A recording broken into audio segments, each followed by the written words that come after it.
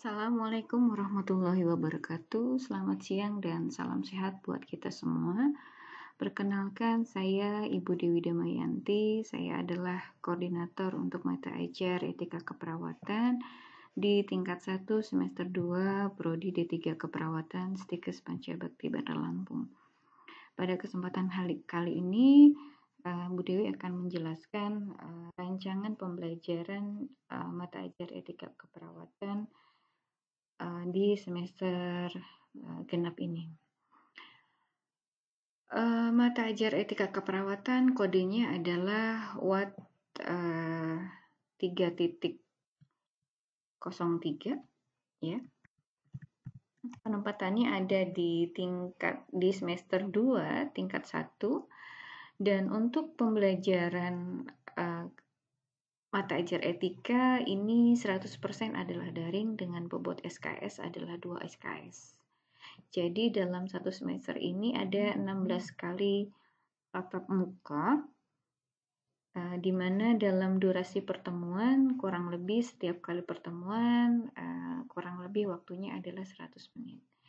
Dan untuk pengajar di mata ajar etika ini ada Bu Fitri Nuryasanti, Magister Keperawatan Spesialis Keperawatan Maternitas, dan Bu Yuli Indah Permatasari. Jadi Bu Dewi di sini adalah koordinatornya saja, dan untuk pengajar ada Bu Fitri Nuryasanti dan Bu Yulia ya. Jadi terkait dengan modul nanti silakan menghubungi pengajar masing-masing. Ya, nanti akan Bu Dewi berikan nomor kontak kepada si Penny ya. Kemudian di capaian pembelajaran ya, harapannya perubahan sikap ini akan terjadi setelah pembelajaran etika terkait dengan tanggung jawab atas pekerjaannya yang jelas di sini sebagai perawat sesuai dengan bidang keahliannya ya. Jadi mampu bertanggung gugat ya, menerima gugatan terkait dengan tindakan yang hubungannya dengan profesi yang dilakukan dalam lingkup praktik yang jelas ada hukum dan tanggung jawab perundang-undangan yang akan nanti dilalui selama Anda bekerja sebagai perawat. Mampu melaksanakan praktik perawat dengan prinsip etika dan peka budaya, karena bangsa Indonesia adalah bangsa timur yang budayanya cukup dijunjung tinggi. Jadi harapannya bentuk kegiatan perawatan yang dilakukan pun adalah sesuai dengan prinsip etis dan peka budaya, dan juga sesuai dengan kode etik keperawatan di Indonesia. Kemudian memiliki sikap menghormati hak dan budaya ya, termasuk juga dalam memberikan asuhan keperawatan sesuai dengan kapasitas dan tanggung jawabnya. Dan di poin yang kelima adalah menguasai konsep tentang etika profesi, hukum, kesehatan, dan keperawatan. Nah, ini adalah bahan kajian, jadi topik-topik kajian apa saja sih yang menjadi kajian di mata ajar etika. Yang pertama, Anda akan belajar tentang apa itu nilai, apa itu norma, dan apa itu moral. Dari pengertian, gimana proses terbentuknya, tentang etika perawatan, dari mulai pengertian, teori utilitarism, deontologi, ya, prinsip etik dalam keperawatan, dan peka budaya dalam praktik keperawatan. Termasuk juga kode etik keperawatan, hukum kesehatan keperawatan, hak dan tanggung jawab, termasuk juga hak dan tanggung jawab sebagai perawat dan kepada klien ya. Kemudian malpraktik, terus tanggung jawab dan tanggung gugat, sampai juga dengan aspek legal dan bagaimana menyelesaikan masalah etik dalam praktek keperawatannya. Nah, untuk penilaian poinnya untuk ujian tulis itu adalah 80% dan penugasan itu adalah 20%. Dan perlu diketahui juga bahwasannya syarat mengikuti ujian jangan sampai ada alpa ya.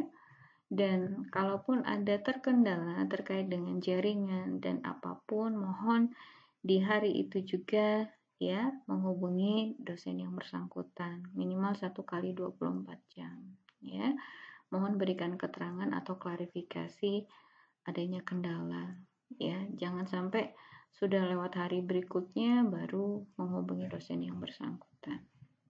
Ya, kalau seperti itu berarti dianggap tidak syah, karena kalau dosen mereka absen itu paling enggak dalam waktu 1 kali 24 jam. Ya, jadi mohon kerjasamanya terkait dengan itu supaya dosen pengajar juga paham terkait dengan hal itu. Ya, dan kalau tanpa keterangan ini minimal hanya 10% ya dari kehadiran. Ya, jadi upayakan proses pembelajarannya bisa dilalui dengan baik dan dengan selesai. Ya.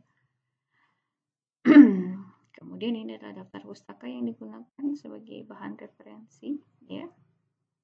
Nah, ini adalah schedule kita. Ya, di hari Senin Bu Dewi menjelaskan silabus, tapi hari ini sudah Bu Dewi jelaskan, jadi besok tidak bertanya lagi, Bu Dewi kok nggak masuk, kenapa?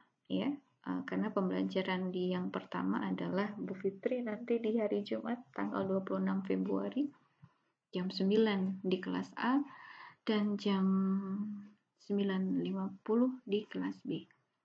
Nanti Ananda akan belajar tentang konsep nilai, norma, dan etik. Ya, prosesnya nanti bisa menggunakan modul, nanti ditanya saja dengan dosen mengajarnya. Bisa dengan Zoom, ya, Google Classroom, Google Meet, Google Teams, YouTube, ataupun dengan menggunakan e-links. Ya, ini adalah poin-poinnya. Ya, kemudian yang kedua nanti hari Senin, ya, tetap kelas B jam 8, kelas A jam 9.50. Begitu seterusnya ya. Di pertemuan 2 dan 3 akan membahas tentang konsep dan prinsip etika profesi dan hukum kesehatan. Nanti dengan Bu Fitri juga di sini.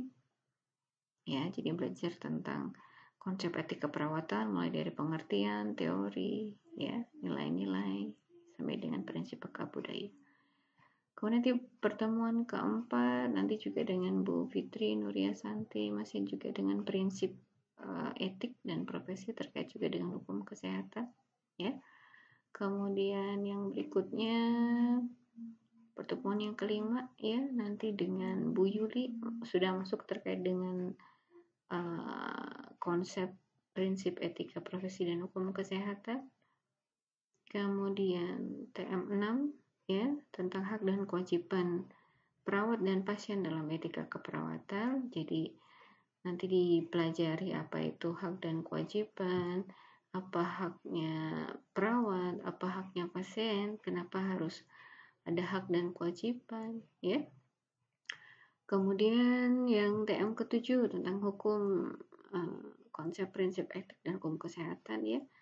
Nanti gimana sih terkait dengan konsep etik dalam kesehatan dan keperawatan.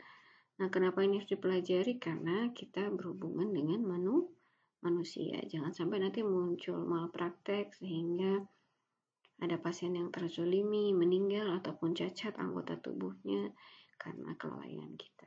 Ya, jadi perawat juga perlu menyadari itu sebagai base dasar kita dalam melakukan asuhan keperawatan. Ya. Gimana konsep hukumnya, pengertian, ya, kemudian dan pembagian hukum kesehatan di Indonesia itu gambarannya seperti apa.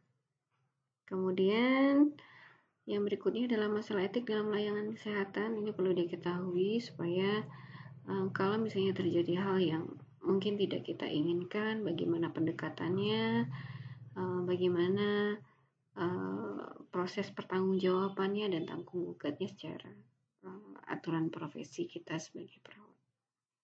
Kemudian terkait dengan etik dan moral, ya.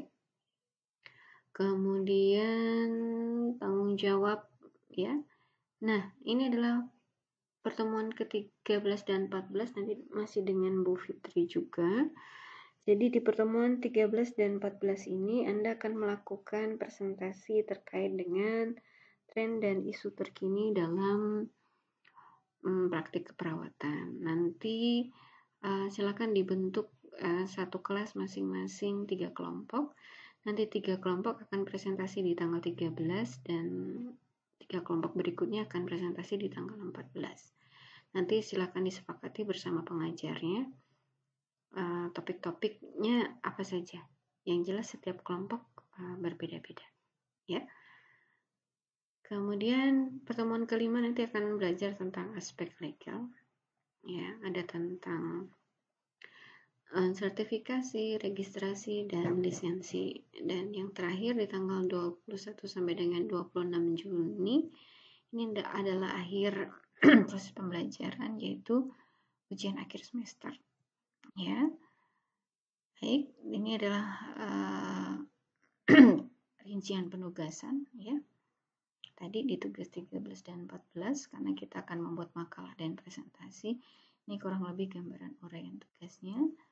Ini secara teknis, ya, penggunaan kertas, kemudian huruf, penomoran, margin, ya, halaman, sistematikanya, isinya apa saja, ya, bab 2 itu apa, bab 3 itu apa, ya, sampai dengan ini adalah poin penilaiannya, ya, dari mulai ketepatan membuat tugas, presentasi, aktivitas, dan kedisiplinan selama proses berjalannya diskusi, ya. Adalah poin penilaian. Oke, baik. Saya rasa cukup untuk penjelasan rancangan pembelajaran untuk mata ajar etika keperawatan di tingkat 1 semester 2 tahun ajaran 2020-2021. Mohon maaf atas segala kekurangannya. Saya akhiri, wabillahi taufiq wal hidayah. Assalamualaikum warahmatullahi wabarakatuh. Selamat siang dan terima kasih.